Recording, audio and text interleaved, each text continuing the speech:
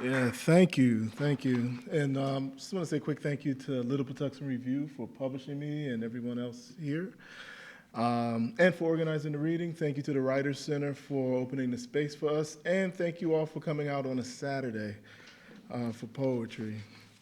So I'm going to switch up the order a little bit. The first poem I'm going to read, I can't read it without giving without giving the backstory to it. So, it's really quick. My wife talks a lot, and just to give you some idea, we have an hour-long commute. And usually when I pick her up, I say, how was your day? Like she just goes. And so like the remaining 15 minutes, she'll say, oh, I'm sorry, how was your day? So what I started doing is just kind of going in autopilot. So I'm listening, but just enough to register the right emotion. So, oh, for real? Oh, congrats. And the autopilot gets really bad when I'm hungry. So this poem is a response. She once asked me, where do you go, excuse me, when you're here but not here? I wanted bananas, a bunch of them, spooned body to body like small yellow kayaks. So I missed what you said about the war in Libya. When you say Gaddafi, I think of how they spoil if they sit too long on their wicker thrones. We're in my car listening to WTOP. We passed the Spanish market that calls what I love plátanos. Just saying plata, my tongue snaps like the slingshot's elastic strip hurling A's like stones. You complain about the weak radio signal.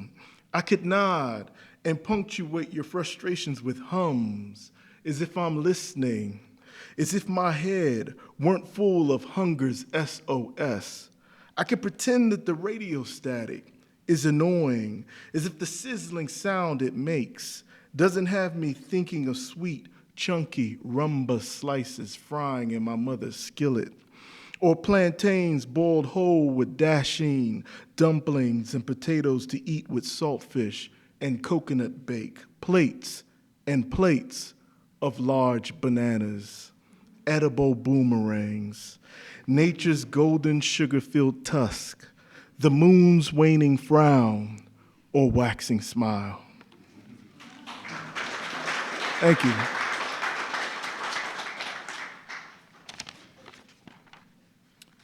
Persistence. A poet tells another, God won't give us what we can't handle, which is why he claims he's not famous, why he's scrambling for gigs. You know that hustle when a desire to be celebrated drives an eager artist like a born-again peddling religion door to door. You remember the brother outside Target, the one slinging church postcards, determined to stack his crowns in heaven, one for each soul he brings to salvation, which for you is a peaceful place below the sky of your insecurities. It's where your wife wish you would go instead of venting about being unknown, the leaf tendrils of envy climbing you like a trellis. And there's your wife, constant gardener, tending to the plot of you, where pride, the incessant weed, threatens to stifle your growth.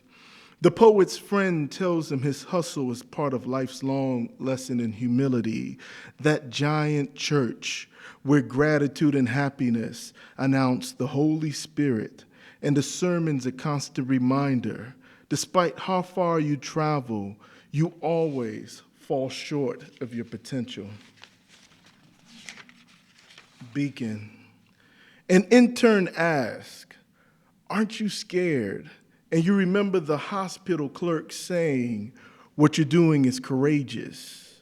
You do what you have to for your wife whose life is leashed to a box, cleaning her blood before spooling it back into her body.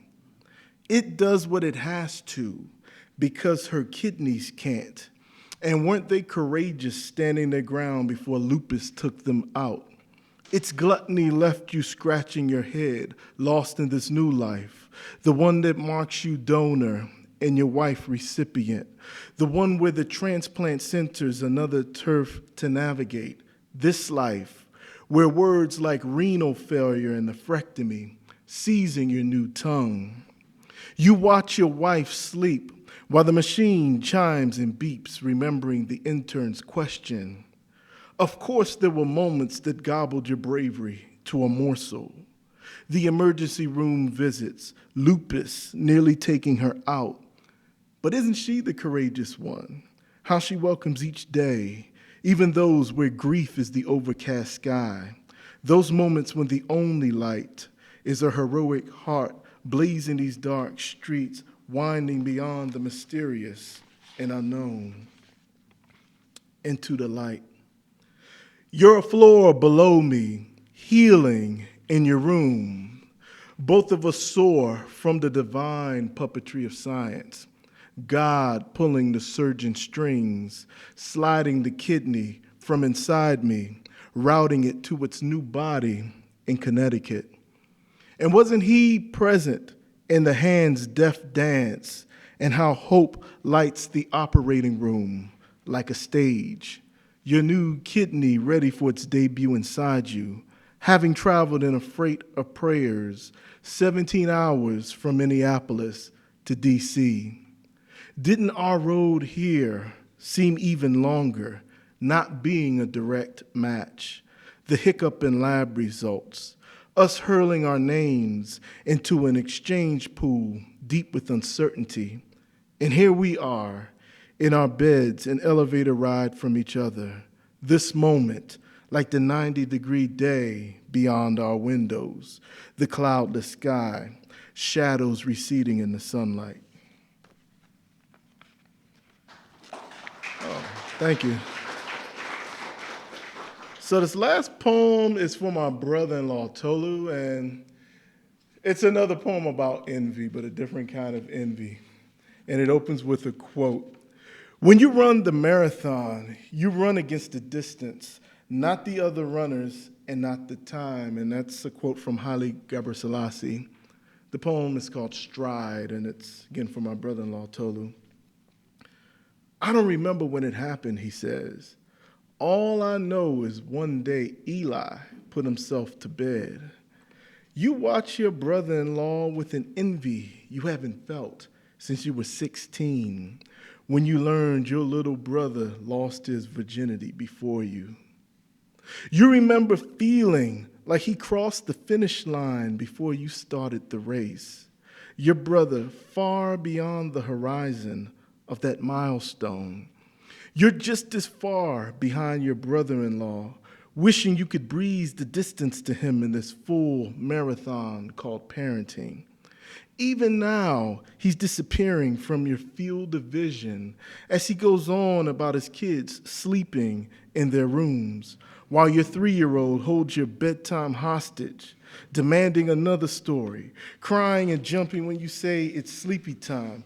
She's taken over your California king, doing mixed martial arts in her sleep, the toddler with the elbow and knee strikes, with the jabs and overhand punches. Your bonnet-donning pajama kid tests your limits when each sleepless night leaves you like a runner at mile 20, hunched over, gasping, glinting with sweat, muscles blazing.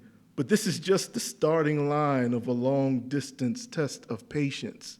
It's how your parents must have felt, especially your poor dad. It couldn't have been easy being the only foreigner at his job, trading barbs with the other black electricians who riffed on his accent and the extra shit he got from the white foreman. It couldn't have been easy trying to keep it together, verbally sparring with guys he was smarter than, then coming home to your attitude. How many times you almost broke him, his patience, when he nearly came out of himself to give you a piece of his mind. Luckily, he never broke his stride. If you learned anything from him, it's enjoying small victories, even in the moments that seem hard. It's a lesson your brother-in-law takes in strides. His stories about his kids is his way of coaching you to keep running. Thank you.